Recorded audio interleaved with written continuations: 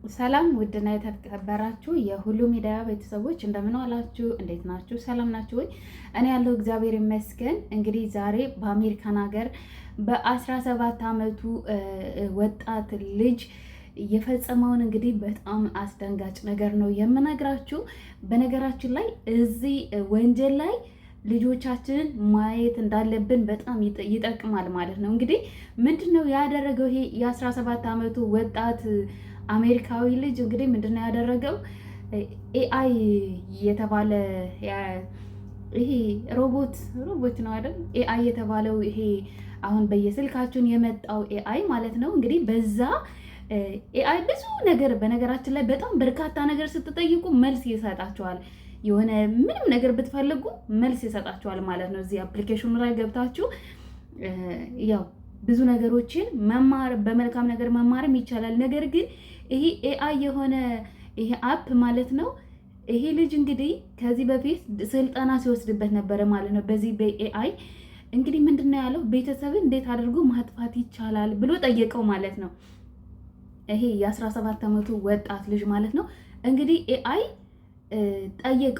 ሲጠይቀው እንግዲህ የሆነ ቪዲዮ ላከለት፣ ብዙ ነገሮችን ላከለት ማለት ነው። ያ አፕሊኬሽን እንግዲህ በዛ አማካኝነት በሚያስደነግጥ ሁኔታ ታናሽ ወንድሙንና እናቱን ህይወታቸውን አጠፋቸው ማለት ነው።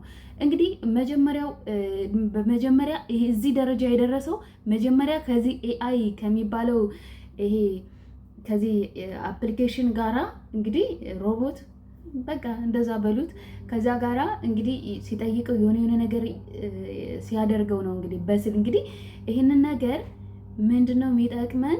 ለልጆቻችን ስልክ መስጠት፣ ኮምፒውተር መስጠት፣ አይፓድ የተለያዩ ነገሮችን አሁን ለልጆች እንግዲህ በጣም በቃ ገና እንደተወለዱ ሳይቀር በስጦታ መልክ እንግዲህ የሚበረከትላቸው ይሄ አይፓድ የመሳሰሉት ነገሮች ናቸው። እንግዲህ በዛ ስልክ ላይ ምን እንደሚያዩ ምን እንደሚሰሩበት በጣም የቤተሰብ ክትትል ያስፈልጋል ማለት ነው። እንግዲህ ይህ ልጅ ከዚህ ከሚጠበቅ ምን እንደሚያይ የሚያየው ነገር የገፋፋው እንግዲህ ከዚህ አንጻር ነው ማለት ነው። እና አስቡት እንግዲህ ህይወቱን የራሱን ህይወት አጨልሞ የቤተሰቡን ህይወት አጨለመ ማለት ነው። እንግዲህ ይሄ 17 ዓመት ወጣት ልጅ ማለት ነው። እንግዲህ አባትየው ከስራ ውሎ ሲመጣ የልጁ የግል አስተማሪ አለው። የግል አስተማሪው ቢያንኳኳ አይከፈትለትም። ድንገት አባትየው ይመጣል።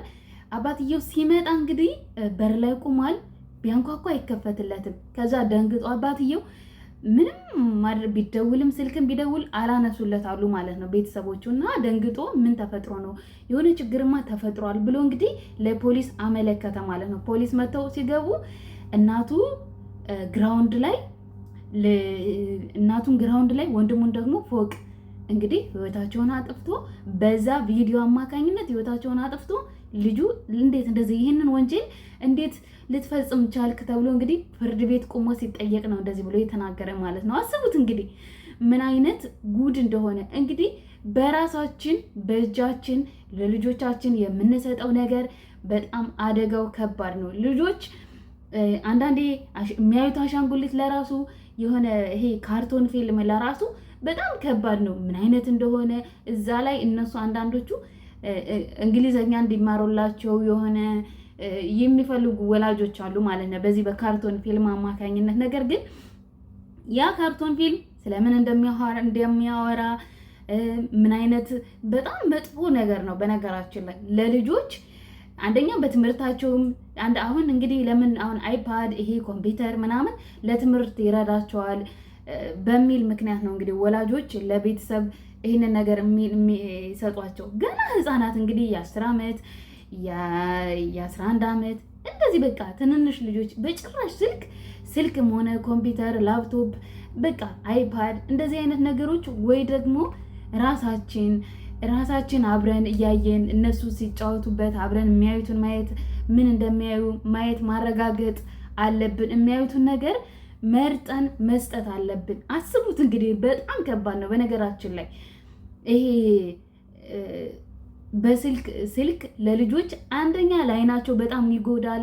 ለአይናቸው ለብዙ ነገር ስልክ ጠቃሚ አይደለም ማለት ነው። ለልጆች እንኳን አይደለም ለልጆች ለኛ ለራሱ ስልክ አይጠቅምም። ያው መቼስ በዚህ የዕለት ተዕለት ኑሯችን እንዲሁም ደግሞ በቃ እንደዚህ ስለምንጠቀምበት ነው እንጂ በጣም ነው የሚጎዳው። በነገራችን ላይ የስልክ መብራቱ ለአይን በጣም ከባድ ነው። በብዛት አሁን እንግዲህ ስታያቸው መነጽር እየለበሱ እንደዚህ ቲክቶከሮች በቃ መነጽር የሚለብሱት ለምንድን ነው? አይናቸው በጣም ስለሚጎዳ እኮ ነው። እና በጣም ከባድ ነው። ልጆቻችንን መከታተል አለብን። በነገራችን ላይ እንደዚህ አይነት ስልክ ስንሰጣቸው ሁሉንም ነገር ስንሰጣቸው ማለት ነው። አስቡት እንግዲህ ይሄ ልጅ አባትየው አሁን ባለቤቱንም አጣ፣ ልጁንም አጣ፣ ይሄኛውም ልጁንም አጣ። አሁን አባቱ በቃ ሃይምሮ ለራሱ ትክክል እየሰራ አይደለም። በቃ ራሱን አያውቅም አሉ ማለት ነው አባትየው። አስቡት እንግዲህ በአንዴ ስንት ነገሩን እንዳጣ፣ ልጆቹን፣ ሚስቱን፣ እንግዲህ 2 ልጆቹን ማለት ነው። ይህም እንግዲህ እድሜ ልኩን ወይ እንደያገሩ ቅጣት ይቀጣል ማለት ነው። እና በጣም ከባድ ነው። ይሄ ሁሉ ድርጊት ምንድን ነው? የቤተሰቡ አለመከታተል። ቤተሰቡ በነገራችን ላይ እንደዚህ ትልልቅ ሀገራት እንደዚህ እዛ ደግሞ ምንም ልጆችን እነኚህን እዚህ ሀገራት ደግሞ ልጆችን ምን በቃ መብታቸው ነው። በቃ የፈለጉትን ማየት እዛ ሀገር ላይ ደግሞ መብታቸው ነው ማለት ነው። እና በቃ በጣም ከባድ ነው በነገራችን ላይ። እና እናንተ አንዳንድ የሆነ በቃ ለልጅ ይሄን እገዛለሁ፣ አይፓድ እገዛለሁ፣ ኮምፒውተር እገዛለሁ፣ እንደዚህ እገዛለሁ የምትሉ ልጆች ሰዎች በእውነት ለልጆቻችሁ እየጠቀማችኋቸው ሳይሆን እየጎዳችኋቸው ነው። ለምንም ነገር አይጠቅማቸውም፣ ምንም ነገር ማለት ነው። ይሄ እንዲሁም እንደዚህ ካልኩሌሽን ይሄ ለመስራት ለራሱ በእንደዛ በሚጠቀሙ አሉ። ልጆቹ በራሳቸው በጭንቅላታቸው እንዲማሩ በራሳቸው እንዲያውቁ ነው እንጂ እንደዚህ በዚህ በስልኩ አማካኝነት ቢያውቁ ምንም። አሁን ፈተና ላይ ሲሄዱ እንደዚህ በስልክ ምናምን ከሆነ ምንም ነገር የሚሰሩት እዛ ላይ መጽሐፍ እያነበቡ ከሆነ የሚሰሩት ፈተና ላይ ሲሄዱ እንዴት ነው የሚሆኑት? መቼም ስልክ ፈተና ሲካሄድ ትምህርት ቤት ስልክ አይፈቀድም አይደል? እና ለዚህ በጣም ይጎዳል። እና እንግዲህ በጣም ይሄ እንዲያውም እንደዚህ ስለተገለጠ ነው እንጂ በቃ እንደዚህ ማናቃቸው በስልክ በጣም ከባድ ነው። በነገራችን ላይ ይሄ ምን እንደሚያዩ በጣም መጥፎ ነገር የሚያስፈራ ፊልም የሚያዩ አሉ ማለት በዛ ፊልም በጣም በተደጋጋሚ ከማየታቸው የተነሳ እኔም እንደዚህ በሆነስ የሚሉ ህፃናት ማለት ህፃናት ላይ የሚቀረጸው በጣም ከባድ ነው። ለምን እዛ ላይ የሚያዩትን ማድረግ መሞከር ቼክ ማድረግ ይፈልጋሉ። እንግዲህ ይሄ የ17 ዓመት ወጣት ልጅም ቢሆን እስቲ ቼክ ላድርገው እስቲ ልሞክር ብሎ ነው እንግዲህ ይህንን ነገር የፈጸመው ማለት ነው። እዛ ያና አፕሊኬሽን ኤአይ በላከለት ቪዲዮ በላከለት በነገረው መሰረት ነው እንግዲህ እዚህ ድርጊት ውስጥ የገባው። በጣም የሚያሳዝነው ገና ወጣት እንግዲህ 17 ዓመት ገና ህፃን ልጅ ማለት ነው ገና ነው። እና በዚህ እድሜ ልኩን እዛ እስር ቤት ይኖራል ወይ ደግሞ የሆነ በቃ ምክንያቱም 2 ወንጀል ነው የሰራው፣ የሁለት ሰው ነፍስ ነው ያጠፋው። እና ስለዚህ አሁን ቤተሰቦቹ ምን እንደሚያይ ምን እንደሚል ቢያዩት ቢከታተሉት ኑሮ በነገራችን ላይ እዚህ ደረጃ ላይ አይደርስም ነበር ይሄ ልጅ። እና እናንተ እኛ ከዚህ ልጅ በጣም መማር ያስፈልገናል። ለልጆቻችሁን ክትትል ማድረግ አለባችሁ።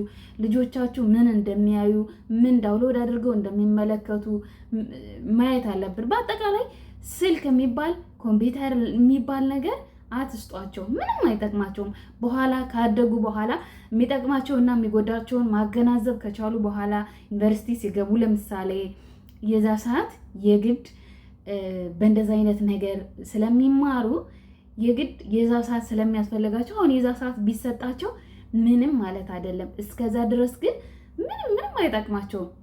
ከዛ ቢያንስ 18 20 19 ይሆናቸዋል። እዛ ደረጃ ሲደርሱ እንግዲህ መቼም የሚጠቅማቸውን ምን እንደሚያዩ ምን ማየት እንዳለባቸው ያው ይመርጣሉ ማለት ነው። እዚህ ግን ክፉና ደጉን ማወቅ በማይችሉበት ሰዓት ያንን ስልክ አሁን በየቤቱ ኢትዮጵያ ላይ ዋይፋይ በየቤቱ አለ። በቃ ህፃናቶቹ ለራሱ ጓደኞቻቸው ያው ይሄ የልጆች አይፓድ አለ አይደለ? እሱ ሲገዛ ሲያዩ ለእኔ ስለምን አገዛለኝ ይላሉ ማለት ነው። ለምን? ህፃን ናቸው እነሱ፣ ምንም አያውቁም። ወላጅ ነው ይህንን ነገር ማድረግ ያለበት። ልጅን ያው ኢትዮጵያ ላይ እግዚአብሔር ይመስገን ልጆቻችን እንደምንፈልገው አድርገን ቀርጸን።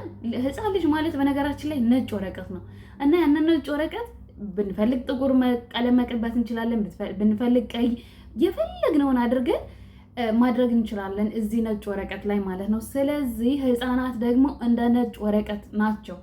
ራሳችን በስነ ስርዓት ማሳደግ እንችላለን። ምን ማየት እንዳለባቸው፣ ምን ማድረግ እንዳለባቸው በቃ ኢትዮጵያዊን በያዘ መልኩ በስርዓት ማሳደግ እንችላለን ማለት ነው ልጆቻችንን። እና የወላጅ ክትትል በጣም አስፈላጊ ነው ለልጆች ማለት ነው።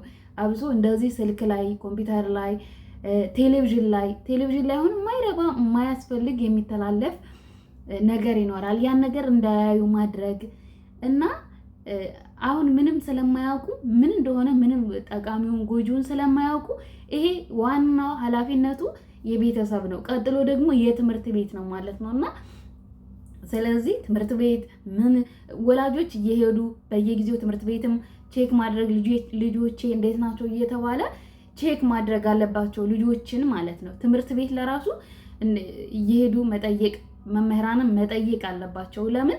ልጆቹ ከትምህርት ቤትም የማይሆን ነገር ተምረው ሊመጡ ይችላሉ ከሚያዩት ነገር እና በጣም የወላጅ ክትትል በጣም አስፈላጊ ነው ለልጆች ማለት ነው። እና አሁን ይህ ልጅ ያደረገው ነገር ይሄ ነው። በቃ ከወላጅ ክትትል የተለየው የሚያየውን ነገር ስላልመረጡለት ከዛ አንጻር ነው እንግዲህ ይህንን ከባድ ወንጀልና ድርጊት የፈጸመ ማለት ነው።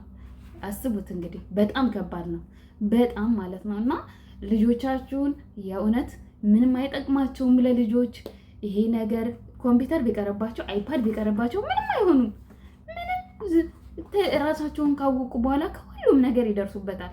ከሁሉም ነገር የዛን ሰዓት መርጠው ማየት ይችላሉ። ምን እንደሚጎዳቸው፣ ምን እንደሚጠቅማቸው ያንን መርጠው ማገናዘብ እስከሚችሉ ድረስ ግን እናንተ ቤተሰብ፣ ወላጆች፣ እናት፣ አባት፣ ታላቅ ወንድም፣ እህት በጣም መከታተል ያስፈልጋል እና ለዛ ነው ማለት ነው ይሄ ነገር ከወንድማችን ከዚህ ልጅ በጣም ብዙ ነገር ወላጆች መማር ትችላላችሁ። ልጆቻችሁን በጣም ማየት ይጠበቅባችኋል። ይሄ ልጅ ብቻ አይደለም በነገራችን ላይ በጣም ያው እንደዚህ ይሄ አደባባይ ላይ ስለወጣ ነው እንደዚህ የተደረገ እየሰማ ነው ማለት ነው። በጣም ያልሰማናቸው በርካታ ህፃናት የማይሆን ነገር የወደቁ ገና በአፍላ እድሜያቸው ገና በህፃንነታቸው ከሚያዩት ከሚመለከቱት ነገር እና ከዛ አንጻር ወላጆች ራሳችሁን ልጆቻችሁን ራሳችሁ ማየት አለባችሁ። ራሳችሁ መከታተል አለባችሁ። ምን እንደሚሰሩ፣ ምን እንደሚያዩ፣ ከማን ጋር እንደሚውሉ ማየት አለባችሁ። ለምን? አሁን ዘመኑ በጣም ከባድና አስፈሪ ዘመን ላይ ስላለ ልጆች ደግሞ በቃ ይስባቸዋል። የተብለጨለጨ ነገር የሆነ ነገር ይስባቸዋል ማለት ነው ህፃናት። ስለዚህ እናንተ ወላጆች ናቸው፣ ትልቅ ኃላፊነት የወላጆች ናቸው ልጆች። ምክንያቱም 18 ዓመት 19 20 ዓመት እስከሚሞላቸው ድረስ የወላጅ ክትትል የወላጅ ድጋፍ በጣም ያስፈልጋቸዋል። እንዲህ ያደጉ ሀገራት በነገራችን ላይ ልጆች ትምህርት ቤት በቃ ልጆችን እንደምትፈልጉት አድርጋችሁ ቀርጻችሁ ለማሳደግ በጣም ከባድ ነው። እንዲሁ ከስንት አንድ እግዚአብሔር እንደው የመረጠው ልጅ ካልተገኘ በስተቀር አሜሪካን ሀገር፣ አውሮፓ ሀገራት ያሉ ልጆች ያው ስንሰማ እንደዚህ በጣም ከባድ ነው ማለት ነው ልጆች ለማሳደግ። እኛ ኢትዮጵያውያን ግን ኢትዮጵያ ላይ ያለን ሰዎች ኢትዮጵያ ሆነ ልጅን የምናሳድግ ሰዎች ግን በቃ እንደፈለግን አድርገን ልጆቻችን የግላችን ስለሆኑ እንደፈለግን አድርገን ብንፈልግ ቀጥተን ብንፈልግ ቆንጥጠን እንዴትም አድርገን ማሳደግ እንችላለን። እኛ ሀገር ላይ ምንም ችግር የለውም ማለት ነው። በስርዓተ ቤተክርስቲያንን ማሳደግ ይቻላል። መንፈሳዊ ትምህርት ቤትን ማስገባት ይቻላል። ዓለማዊውንም መንፈሳዊውንም የሚማሩበት ትምህርት ቤት አሉ በጣም በርካታ። ስነ ምግባር በጥሩ ስነ ምግባር ታንጸው እንዲያድጉ የሚያደርግ በርካታ ደስ የሚል ትምህርት ቤቶች አሉ። መርጣችሁ ልጆቻችሁን ማስተማር ያስፈልጋል። ከምንም በላይ ግን ለልጆቻችሁ ስልክ የሚባል ይሄ አይፓድ እንደዚህ አይነት ነገሮችን ኤሌክትሪክ ነክ ነገሮችን ለልጆቻቸው ባትሰጧቸው እናንተ ትጠቀማላችሁ፣ ልጆቹም ይጠቀማሉ ማለት ነው። እና የእውነት በጣም ነው የሚያሳዝነው። ስለነበረን ቆይታ እጅግ አድርጌ አመሰግናለሁ። ባይ